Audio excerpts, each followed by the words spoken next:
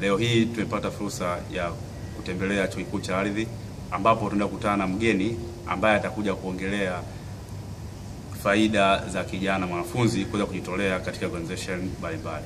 Karibu. Leo ninaye mgeni ambapo tunakuja kuongelea umuhimu wa kijana mwanafunzi ambaye yuko chuoni kujitolea katika mashirika au clubs mbalimbali. Ninaye mgeni hapa, labda nimpe nafasi kitambulisho mwenyewe. Karibu. Asante.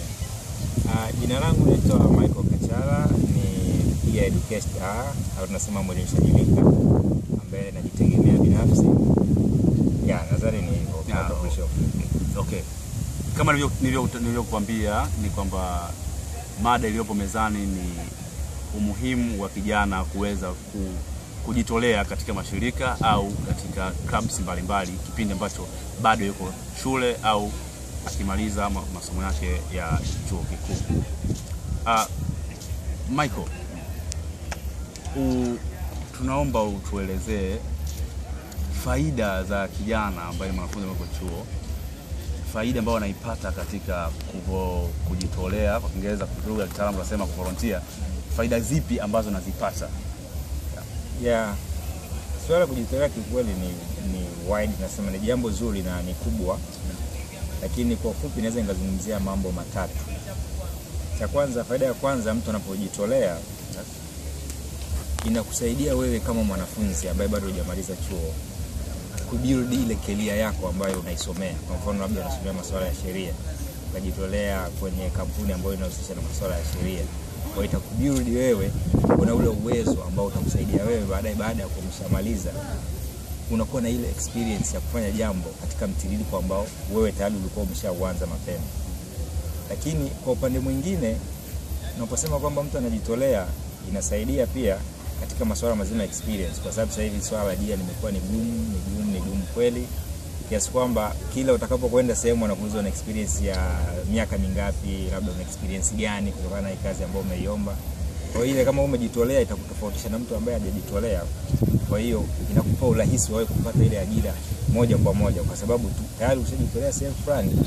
Kwa hiyo inakupa nafasi kubwa ya wewe kutofautisha na yule mtu ambaye anakuwa tayari hajafanya kujitolea. Kwa hiyo baadaye inakuletea sasa wewe kupata ile product ambayo ni kwamba una uwezo wa kupata ile ajira kwa sababu tu tayari ushajitolea sehemu fulani. Lakini kwa upande mwingine tunasema mtu unapojitolea ni sehemu moja ambayo wewe inakusaidia kujenga network au kufahamiana na watu tofauti. Kwa sababu wewe kujitolea kwako unakutana na watu tofauti ambao utafanya nao kazi tofauti sehemu mbalimbali, ambao hawa baadaye kuna uwezekano wa aina mbili. Aidha ukaajiriwa katika kampuni ile husika, au kutokana na kwamba ulifanya kazi katika kampuni fulani, basi utapata mtu ambaye atakuconnect baadaye pale unapokuja kumaliza chuo, moja kwa moja unapata ajira ambayo inakuwa ni njia moja rahisi ambayo imekusaidia wewe kwa sababu tayari fulani umejitolea. Kwa upande unaweza nikazungumzia masuala hayo. Mgeni wetu hapa studio, ndugu Michael, ameweza kutuelezea vizuri faida ambazo kijana ambaye yuko chuo anaweza kuzipata endapo akijitolea katika mashirika tofauti na clubs tofauti mbalimbali. Ameweza kuelezea vitu vitatu. Moja, amesema kijana anapojitolea katika mashirika haya anapata experience ya kitu ambacho anakisomea. Pili, anatengeneza network ya watu muhimu katika field ambayo amesomea.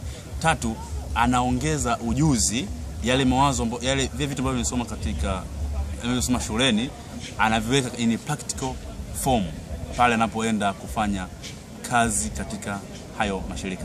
Turudi kwa Michael.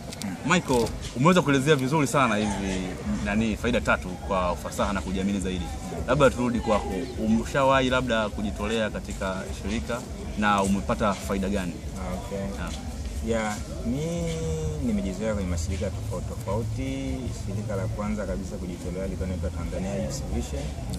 Ni shirika ambalo linahusiana na vijana, inahusiana katika masuala ya ujasiriamali, masuala ya mazingira na vitu kama hivyo. Watu tulijaribu kujitolea kwa muda pale wa miezi 6, lakini vitu ambavyo ni vigeni kutoka pale ni kwa sasa hivi ambavyo sasa baadhi yake ninavitumia katika shughuli ambazo nazifanya.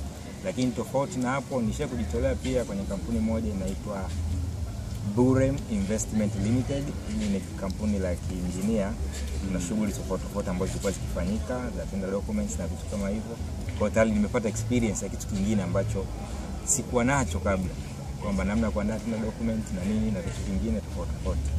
Lakini pia nimejitolea kwenye shirika moja inaitwa Restless Development ambayo liko hapa Dar es Salaam.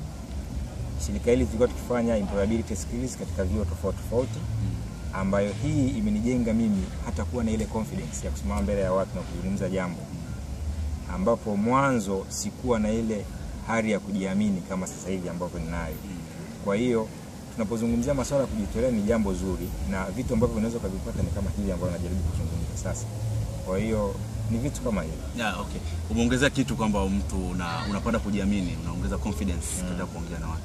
Labda kwa kumalizia tu kipindi, kwa sababu muda nao si rafiki wetu, muda ni ukuta kubishana nao, utaumia mwenyewe. Labda tumalize tu. Unawaambiaje vijana wanakusikiza sasa hivi ambao viona ambao wamaliza vyuo? Hebu wape neno, unawashauri nini? Neno ambalo naweza kuzungumza mimi ni kwamba kweli kwa kila opportunity ambayo inatokea, ukiwa ndani ya chuo, hata kama utakuwa tayari uko nje ya chuo. Kwa mfano tukizungumzia chuoni kuna magroups na clubs tofauti ambazo Restless pia ni moja ya club ambao hapa inapatikana. Najua kuna groups nyingine au clubs zingine ambazo tayari zimekuwa formed. Ni vizuri kwa wewe kama mwanachuo kujiunga na zile club, kwa sababu tayari unakuwa unapata vitu tofauti ambavyo vinatokea katika club zile. Lakini hiyo ni moja pia ya experience, kwamba unapotoka nje ya shule inakusaidia wewe kwamba je, ulishafanya nini wakati uko shule. Umeona? Kwa hiyo ile inakupa point au opportunity moja ya wewe kusaidia kupata kazi. Lakini kingine ambacho naweza kusema kwenye upande wa pili sasa, kwamba kujitolea kwenye mashirika tofauti hata kabla au baada ya kumaliza chuo, hii itakusaidia wewe kujenga vitu vingi, kama nilivyojaribu kuzungumza mwanzo, kwamba una build ile career ya kile kitu ambacho umekisomea. Lakini pia inakupa uwanja au wigo mpana wa kile kitu ambacho ungependa wenzio ushare nao. Umeona? Lakini kwa upande mwingine network, kwamba unajuana na watu tofauti zinakusaidia wewe sasa kuongeza milango mingine mipya ambayo wewe inaweza kusaidia kupata ajira kwa namna nyingine. Okay. Ndugu mtazamaji, tunaomba tuishie hapa kwa leo. Tumeweza kusikiliza faida za kujitolea kama mwanafunzi ukiwa bado uko chuo na ukimaliza chuo. Ameelezea mambo mengi kweli ambayo ni ya msingi sana, ambayo unaweza kuwafanyia kazi yaweze kukusaidia wewe kama mwanafunzi. Kuna hii umeongea kwamba kukutana na watu tofauti. Unajua unapokuwa na network na watu tofauti inaongeza wigo mpana wa wewe kuongeza opportunity nyingi ambazo zimekuzunguka, na pia mindset inaweza ikabadilika. Asante sana ndugu Michael Kachala. Asante. Karibu tena siku tukikualika katika vipindi vyetu vinavyoendelea uje katika studio zetu. Sawa.